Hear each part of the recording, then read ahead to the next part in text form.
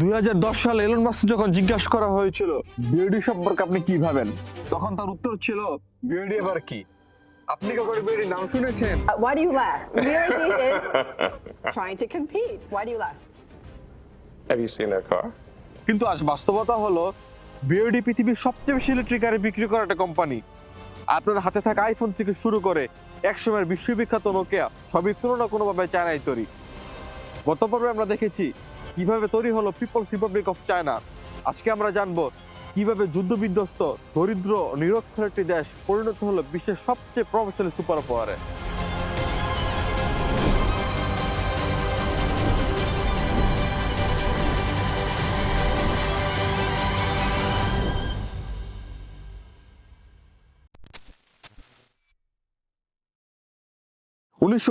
সালে যখন Mao Tsetung People's Republic of China বলে ঘোষণা করেন, তখন চায়নার অবস্থা ছিল খুবই করুণ।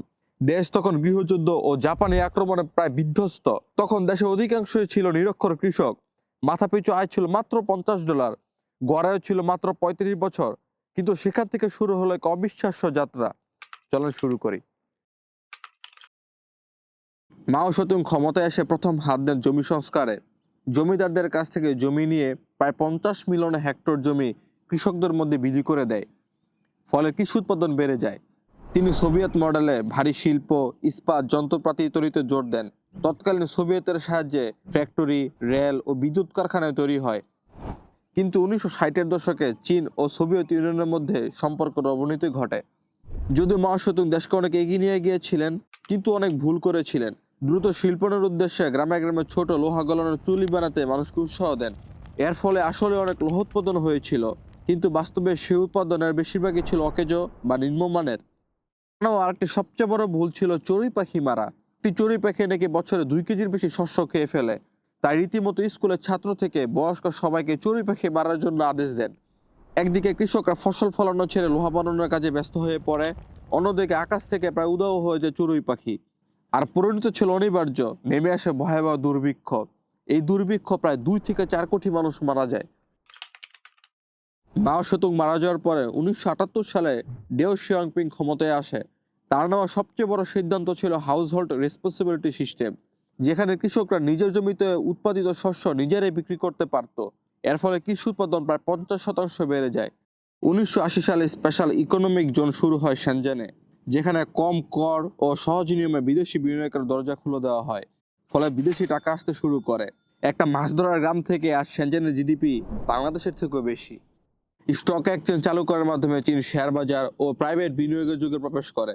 সবচেয়ে বড় গেম চেঞ্জার ছিল 2001 সালে WTO-তে যোগদান।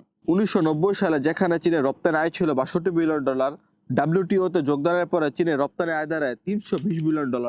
চীন নিজেকে প্রমাণ করার জন্য অলিম্পিকের আয়োজন করে। 2022 সালে কাতার যেমন ফুটবল বিশ্বকাপের মাধ্যমে পুরো দুনিয়ার সামনে নিজেকে তুলে ধরেছিল, চায়না অলিম্পিকের মাধ্যমে পুরো দুনিয়াকে তার শক্তি দেখিয়েছিল। 2010 সালে জাপানকে টপকে চীন দ্বিতীয় বৃহত্তম অর্থনীতি হয়ে যায়। এই ছোট ছোট পদক্ষেপের মাধ্যমে 2000 সালের ভিতরে চীন একটা স্বনির্ভর দেশে পরিণত হয়। আপনাদের একটা ছোট উদাহরণ দিয়ে বুঝাই। 2008 সালে পুরো পৃথিবী এক বড় অর্থনৈতিক সংকটে পড়েছিল। সেই কঠিন সময়ে চীন 9% বেশি জিডিপি প্রবৃদ্ধি অর্জন করে। 2012 সালে ক্ষমতায় আসেন বর্তমান প্রেসিডেন্ট শি জিনপিং। তিনি ক্ষমতায় এসে এমন এক সিদ্ধান্ত নেন যা হয়তো কখনো কেউ কল্পনা করেননি। তিনি এক অ্যান্টি কারাপশন ক্যাম্পেইন চালু করেন। আপনি কল্পনা করতে পারেন সেই ক্যাম্পেইনে প্রায় 28 লক্ষ কর্মকর্তাকে সরাসরিভাবে বরখাস্ত অথবা চাকরিচ্যুত করা হয়েছিল। তার নেওয়া সবচেয়ে বড় প্রজেক্ট হলো belt and road initiative. $1 trillion বেশি বিনিয়োগে রাস্তা, রেল, বন্দর ও বিদ্যুৎ নেটওয়ার্ক তৈরি করছে। এই প্রজেক্টে এখন পর্যন্ত 150টিরও বেশি দেশ যোগ দিয়েছে, অর্থাৎ পৃথিবীর অর্ধেকেরও বেশি লোক এর সাথে সরাসরিভাবে যুক্ত। 2021 সালে চীন চরম দারিদ্র্য নির্মূল ঘোষণা করে। 80 কোটি মানুষকে দারিদ্র্য থেকে বের করে আনা হয়। 2025 সালে এসে চীনের জিডিপি $20 ট্রিলিয়ন উপরে। প্রতি বছর বিশ্বের সবচেয়ে বেশি পেটেন্ট ফাইল করে চায়না। রিনিউয়েবল এনার্জিতে চায়নার শেয়ার 60%, মিলিটারিতে হাইপারসোনিক মিসাইল, নেভিতে বিশ্বের সবচেয়ে বড় নৌবাহিনী। চায়নার গল্প এখানে শেষ হয়নি। 1949 সালের মধ্যে চীন পুরোপুরি ওয়ার্ল্ড ক্লাস সুপার পাওয়ার হতে চায়, আর সেই পথেই তারা এগোচ্ছে অদম্য গতিতে। এখন সময় বলবে চীন কি আমেরিকাকে টপকে বিশ্বের নাম্বার 1 সুপার পাওয়ার হয়ে উঠবে নাকি। আপনারা কমেন্টে জানাবেন।